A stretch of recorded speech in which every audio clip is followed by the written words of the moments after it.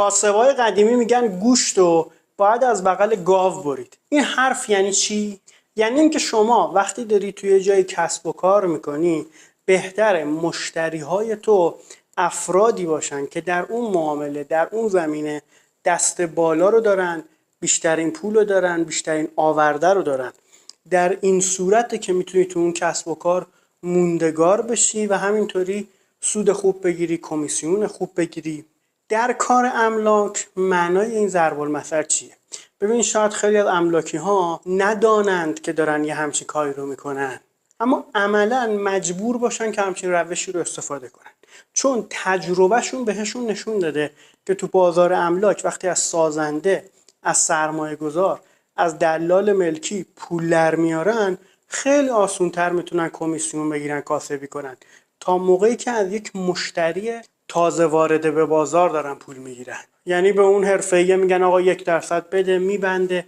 چرا؟ چون اون فرد حرفه‌ای هم در سود خودش با املاک شریک شده، میدونه اینجا به املاکی یه سودی میرسونه، یه جای دیگه املاکی بهش مشتری میرسونه، مشتری ها رو روی ملکش نگه میداره. در واقع رابطه بین اون سازنده و سرمایه گذار و دلال ملکی و مشاور املاکی که تو اون محله داره کار میکنه یک رابطه دائمی چندین ساله است. اما شما میای وارد میشی، میخوای یه دونه ملک بخری و اولین باریه که هم با مسئله معامله روبرو میشی و هم با مسئله کمیسیون روبرو میشی و عدد و ارقامی هم که خب در جریان و هم واسه ملک گفته میشه هم واسه کمیسیون گفته میشه خیلی عدد و ارقام بزرگی به نظر میرسن.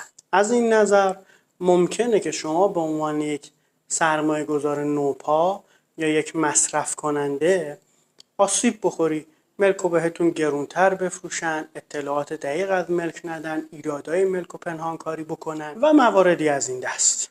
حالا چه بکنیم که همچین اتفاقی برامون نیفته؟ اولا که موقع خرید ملکتون روی یک محله تمرکز بکنید.